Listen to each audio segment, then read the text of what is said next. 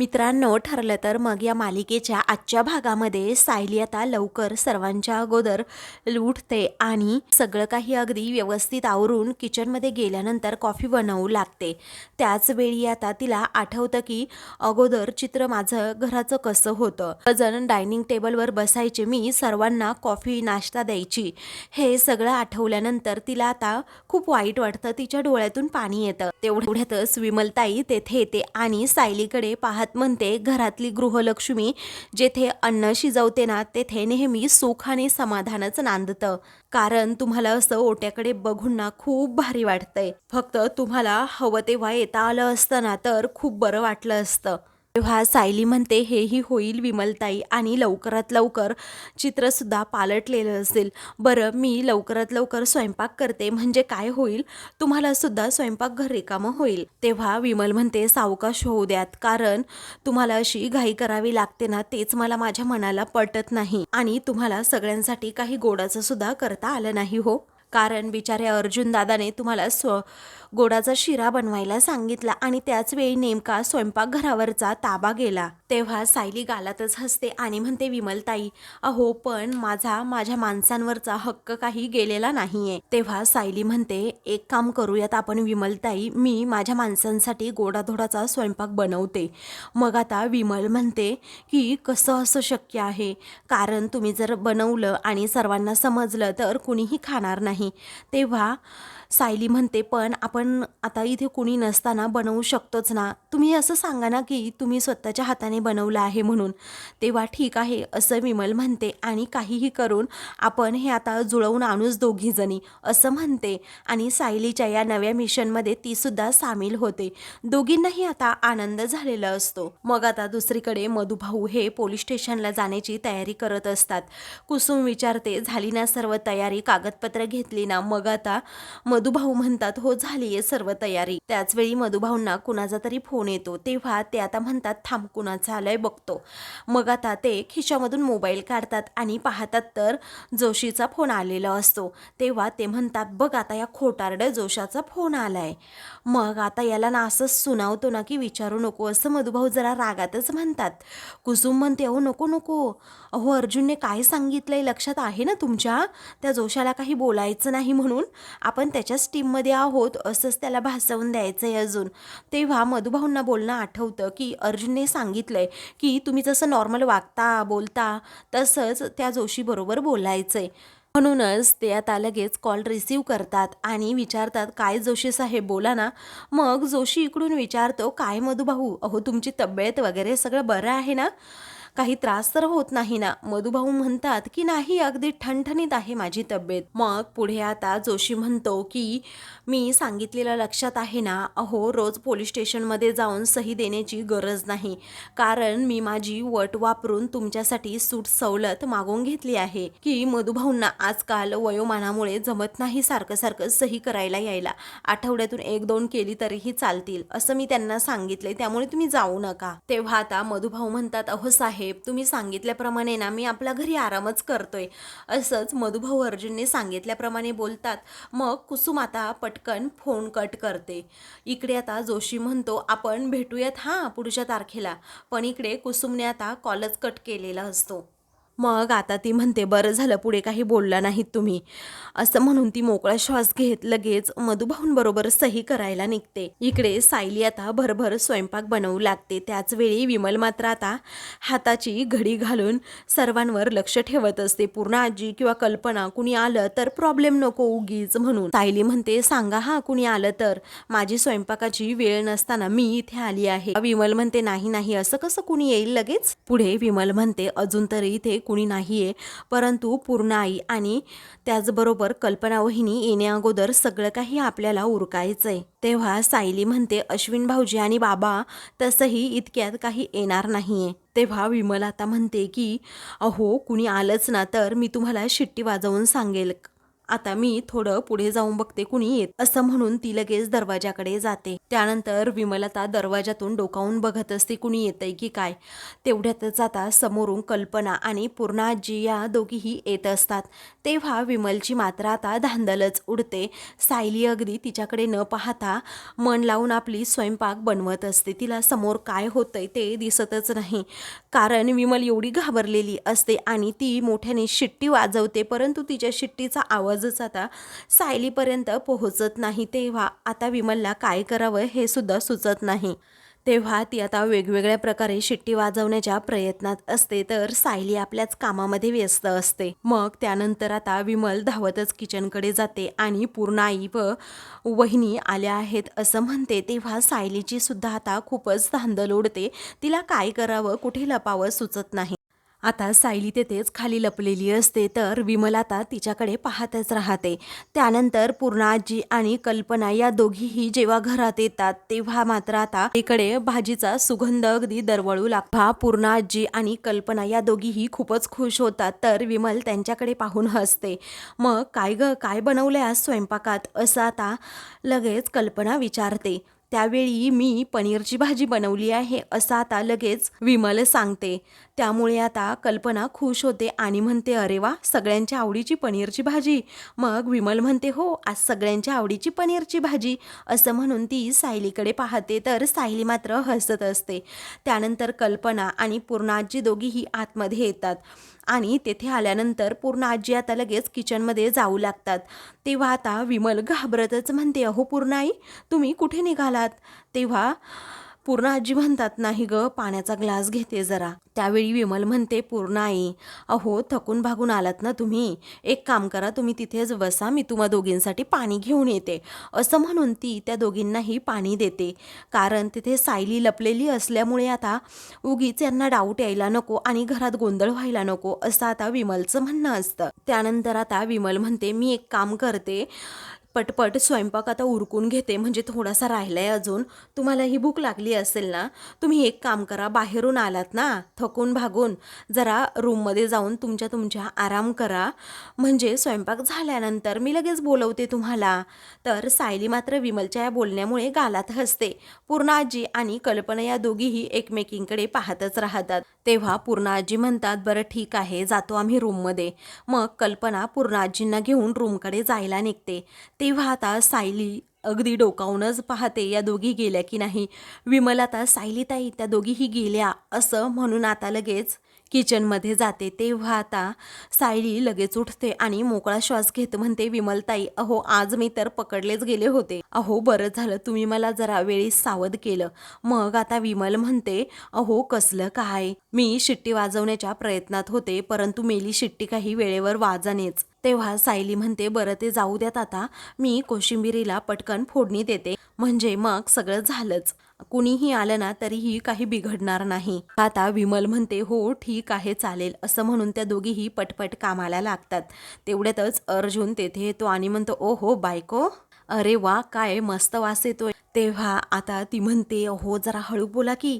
मग अर्जुनला मोठा आश्चर्याचा धक्काच बसतो, या दोघीही एकत्र किचनमध्ये कशा काय. तेव्हा अर्जुन तसं बोलतो आणि मग आता सायलीला म्हणतो, कसं काय हे जमून आणलं तुम्ही. सायली म्हणते, हळू बोला, तुम्हाला एकदाच सांगते, हां, आमच्या वेळा नसतानाही आम्ही एकत्र दोघीही किचनमध्ये आहोत, हे जर सर्वांना समजलं तर प्रॉब्लेम होईल. मग आता विमल म्हणते, सायलीताईने रात्रीचं जेवण केलंय, तर तुमचं आता मी सर्वांचं जेवण बनवणार आहे. तेव्हा अर्जुन विचारतो, बरं ठीक आहे, बाय द वे मेनू कोणता आहे. त्या दोघीही आता एकाच भाजीचं नाव सांगतात. तेव्हा अर्जुन गडबडतो आणि विचारतो, नक्की मेनू कोणता आहे ते सांगा. मग आता विमल म्हणते, अहो सायलीताईंनी तुमच्यासाठी दुधीची भाजी केली आहे आणि मी सर्वांसाठी पनीरची भाजी बनवली आहे. तेव्हा अर्जुन म्हणतो, तू विमल, तू, मग ग्रेट असं म्हणून तो आता तिच्याकडे पाहून हसतो. त्यानंतर अर्जुनला एक मेसेज येतो, त्यामुळे आता तो त्या दोघींनाही म्हणतो की तुम्ही दोघीही कंटिन्यू करा, मी आलोच हां असं म्हणून तो बाहेर जातो. तर आता अर्जुन इकडे बाहेर येतो आणि तिथे चैतन्य उभाच असतो.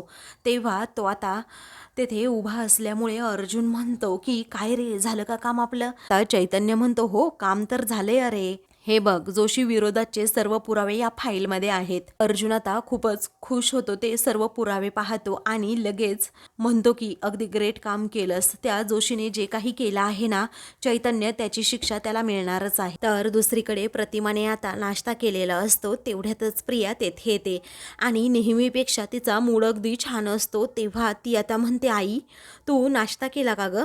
मग आता प्रतिमा म्हणते, हो केलाय मीच, कारण सुमनची तब्येत बरी नव्हती ना, मग मी सर्वांसाठी उपमा केलाय. तेव्हा आता प्रिया खूपच खुश होते आणि म्हणते की बरं झालं आई उपमा केला. मग प्रतिमा विचारते, बाळा तुला आवडतो ना? तेव्हा प्रिया म्हणते, हो आवडतो. ऐक ना अगं आई, मी अगोदर बाबा आणि नागराज काका या दोघांनाही आवाज देते. तू एक काम कर, सुमन काकूकडे जा आणि तिला काय हवं नको ते बघ. तिची औषधं वेळेवरती घेतीये का ते सुद्धा जरा बघून येतेस का? मग आता प्रतिमा म्हणते, हो.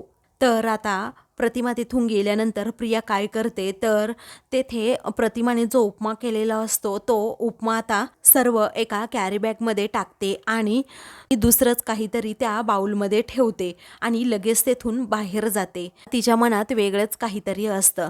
तर दुसरीकडे जोशी आपल्या ऑफिसमध्ये बसलेला असतो. तेवढ्यातच अर्जुन तेथे जातो आणि मग जोशी त्याची लगेच टिंगल करू लागतो. म्हणतो की वा वा अर्जुन सुभेदार सर, आज माझ्या ऑफिसला तुमचे पाय लागले. अहो असं कसं घडलं? असं म्हणून तो त्याच्यावर हसतो. तेव्हा अर्जुन आता लगेच जोशीची कॉलर पकडून त्याला उठवतो. रागातच जोशीकडे पाहतो. तेव्हा जोशी विचारतो, काय झालं?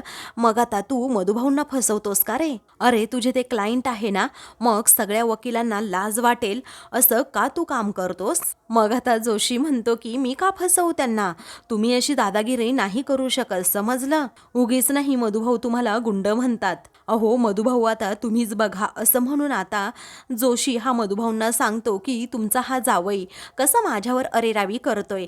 कारण मधुभाऊ आता तेथे आलेले असतात आणि रागातच जोशाकडे पाहत असतात. मग पुढे आता जोशी स्वतःला अर्जुनच्या तावडीतून वाचवण्यासाठी म्हणतो की मधुभाऊ अहो या ना पुढे, तुमचा जावई बघा माझी कशी कॉलर पकडतोय. त्याच वेळी आता अहो सांगा ना यांना सोडायला, असं म्हणून आता स्वतःच्या जीवाची लगेच जोशी भीक मागू लागतो. परंतु मधुभाऊ फक्त हात पुढे करतात. तेव्हा जोशीला मोठा धक्काच बसतो.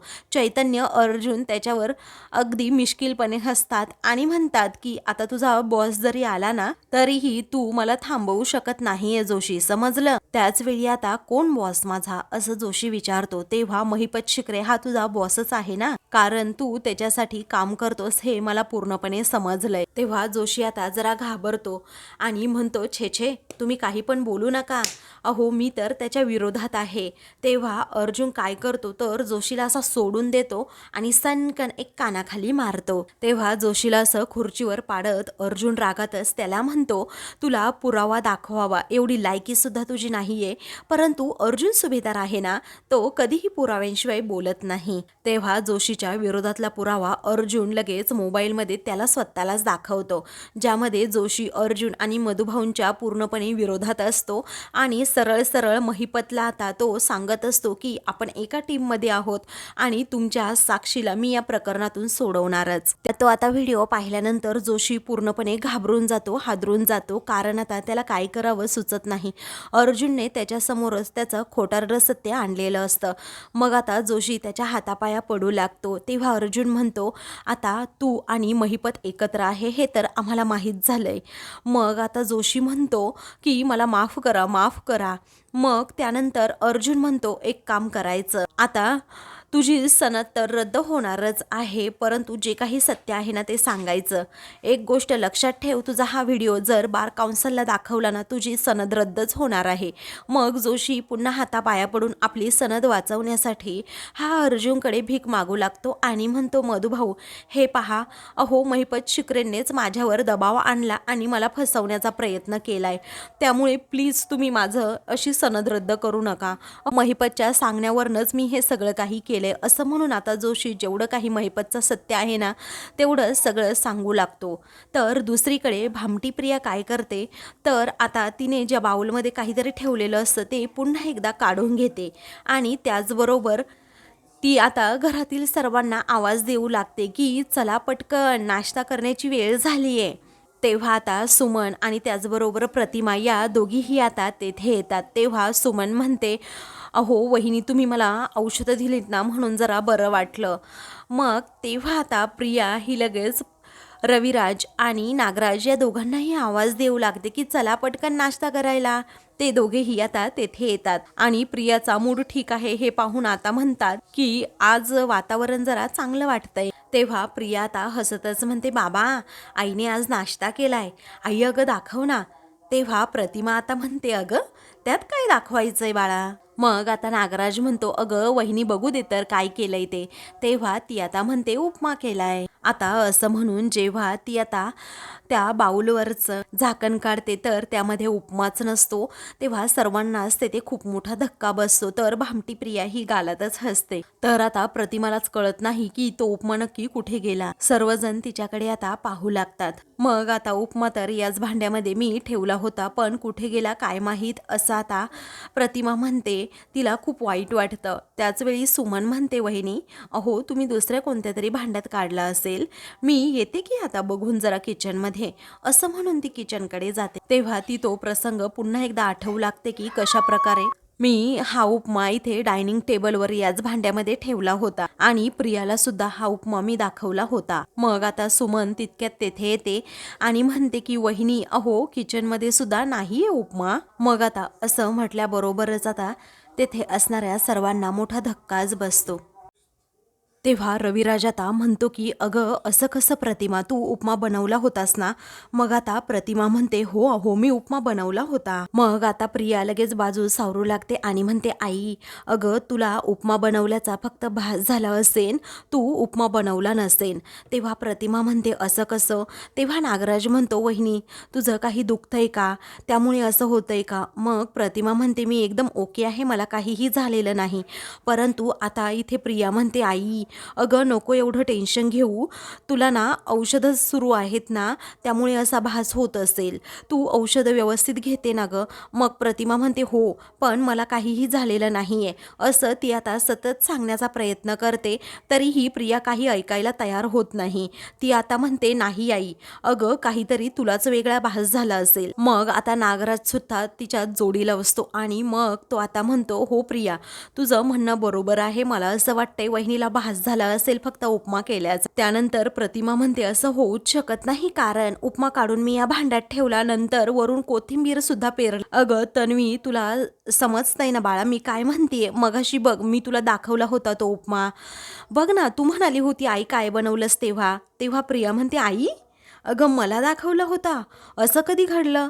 तेव्हा आता पुन्हा एकदा ती प्रतिमाला खोटं पाडण्याचा प्रयत्न करते. तेव्हा प्रतिमाला आता मोठा धक्काच बसतो. तिला आठवतं की कशाप्रकारे मी हिला उपमा दाखवला होता, परंतु ही आता का नाही होऊन पडतीये. मग रविराज म्हणतो, प्रतिमा जाऊ दे अगं काही प्रॉब्लेम नाही, एवढं मनावर आता घेऊ नकोस. तेव्हा प्रिया मात्र आता गालातच हसते, कारण तिने तिचं मिशन हे कंप्लीट केलेलं असतं.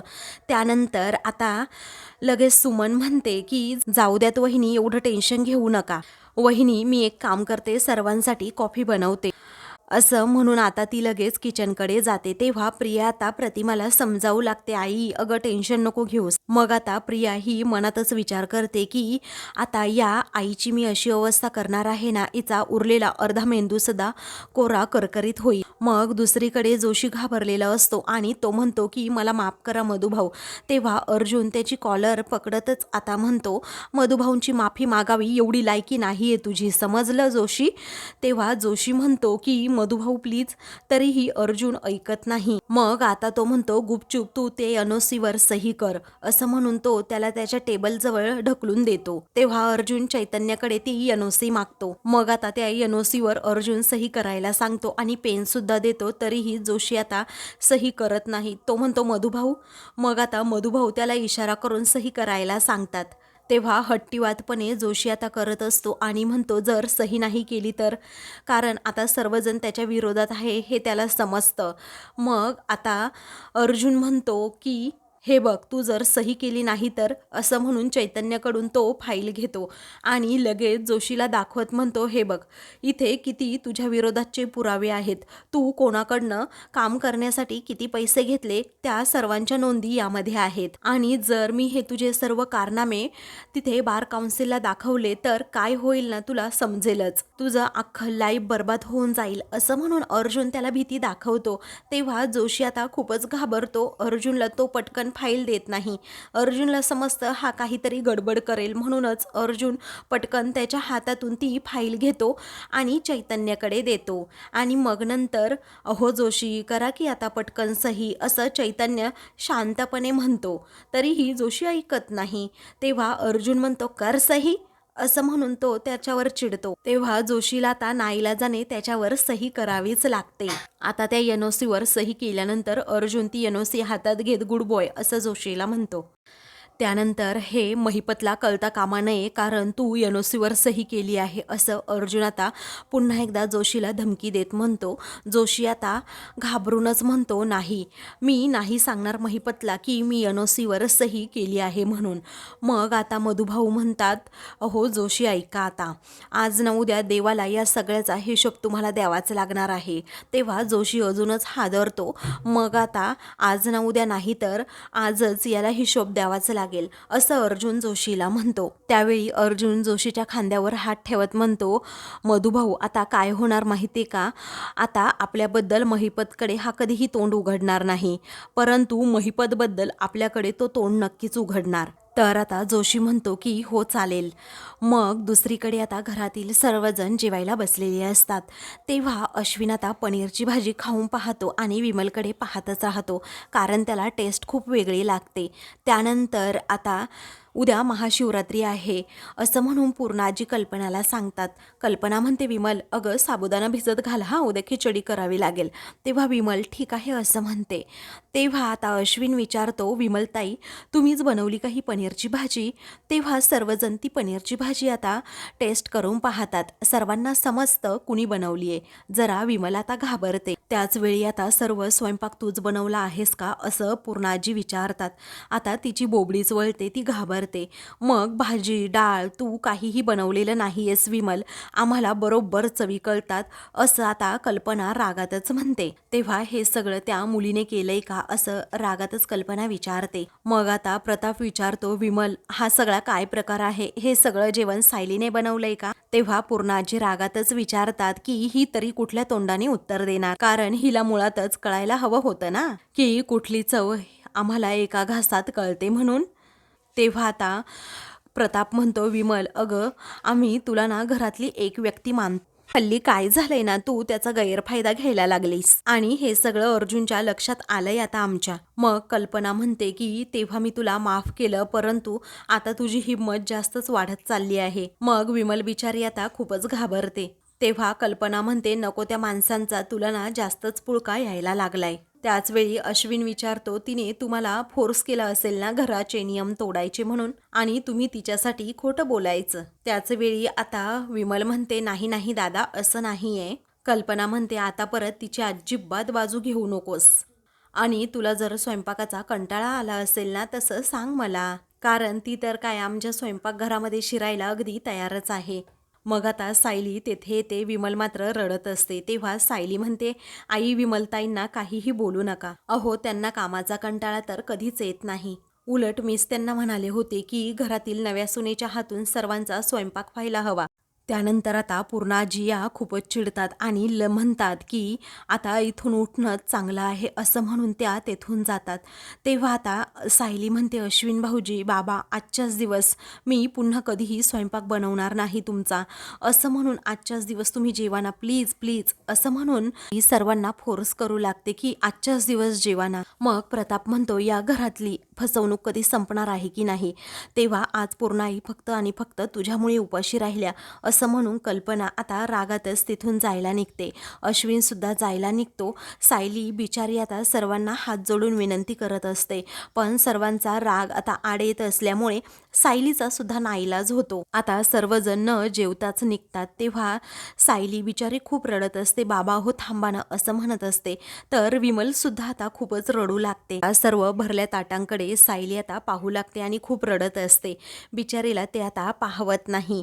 तर आता दुसरीकडे अर्जुन आता त्याचा कोट काढतो आणि त्या जोशीच्या टेबलवरच ठेवतो आणि त्या टेबलवरच बसत जोशीची आता चांगलीच उलट तपासणी घेऊ लागतो. तुझा आणि महिपतचा काय प्लॅन होता ते अगोदर सांग. साक्षीला सोडवण्याचा आणि मधुभाऊंना अडकवण्यासाठी कोणता सापळा रचला होता ते अगोदर सांग. तेव्हा मला खरंच काही माहीत नाही असं जोशी खोटं बोलतो. अर्जुन पुन्हा एक त्याच्या मुस्काटीत मारतो. मग चैतन्य म्हणतो जोशी एवढ्या मुस्काटीत खाल्ल्या तरी तुम्हाला काही फरक पडत नाही का? सांगून टाका ना पटकन काय आहे तो प्लॅन. तरीही जोशी आता सांगायला तयारच नसतो. तर अर्जुन आता पुन्हा एकदा त्याची कॉलर पकडून त्याला मारायला जातो. त्याचवेळी मधुभाऊ म्हणतात जावई बापू तुम्ही उगीच याच्यावर राग व्यक्त करू नका. आपलं काय महत्त्वाचं आहे ना ते त्याच्याकडून काढून घ्या. अर्जुन त्याला आता सोडून देतो आणि अथर्व विचारेचा काय प्लॅन आहे. तू महिपतच्या सांगण्यावरून साक्षीला सोडवण्यासाठी काय काय केलं. अथर्व विचारेचा जन्म झालाच कसा मधून असं आता तो विचारतो. मग तरीही आता जोशी सांगत नाही. तेव्हा चैतन्य म्हणतो अर्जुन तू मार रे याला आता. मग आता अर्जुन पुन्हा एकदा कॉलर पकडतो. तेव्हा जोशी घाबरतच म्हणतो सांगतो थांबा असं म्हणून तो सांगू लागतो की अथर्व विचारे हा साक्षीचा कुणी भाऊच नाही आहे. मग सर्वांना मोठा धक्काच बसतो. तेव्हा मी ही खोटी स्टोरी तयार केली होती, सर्व खोटे पुरावे जमवले होते असं आता तो सांगू लागतो. त्यावेळी सर्वांना मोठा धक्का बसतो. त्याचवेळी मधुभाऊ म्हणतात म्हणजे कोर्टामध्ये तुम्ही त्या दिवशी मला अडकवण्यासाठी खोटं बोललात ना आणि साक्षीच्या आईच्या चारित्र्यावर तुम्ही शिंतोडे उडवले. तेव्हा जोशी मात्र आता खाली मान घालतो. अर्जुनच्या तळपायाची आग मस्तकात जाते. मग पुढे मधुभाऊ म्हणतात अरे कुठे फेडणार आहात तुम्ही ही पाप. तेव्हा अर्जुन पुढे विचारतो कोर्टामध्ये आता अथर्व विचारेचा ID प्रूफ आणि सर्व पुरावे सादर केले होते त्याचं काय. तेव्हा माझ्या मित्राचं झेरॉक्सचं दुकान आहे, कोणीतरी ID प्रूफ काढण्यासाठी तेथे आला होता अथर्व विचारे नावाचा माणूस. मग मी त्याची सर्व माहिती जमवली आणि कोर्टामध्ये सादर केली. मग अर्जुन विचारतो साक्षी शिखरेचा आणि अथर्व विचारेचा काही संबंध नाही बरोबर ना. मग तो म्हणतो की हो बरोबर आहे. तर आता मित्रांनो पुढील भागामध्ये सायली महाशिवरात्रीसाठी तयार झालेली असते. तेव्हा आता अर्जुन काहीतरी कामात असतो. सायली विचारते काय शोधताय. अर्जुन म्हणतो अथर्व विचारेची माहिती काढण्यासाठी इन्स्पेक्टर कदमांना मी फोन केला होता. या आधार कार्डवर जो ॲड्रेस आहे तिथे तर कुणीच राहत नाही. तेव्हा अर्जुन आता अथर्व विचारेचा तो फोटो दाखवत म्हणतो हा फोटो शोधण्याचा आता 1% जरी चान्स मला असेल ना तरीही मी तो सोडणार नाही आहे. अशाच मालिकेंचे पुढील भाग पाहण्यासाठी चॅनलला सबस्क्राईब करा.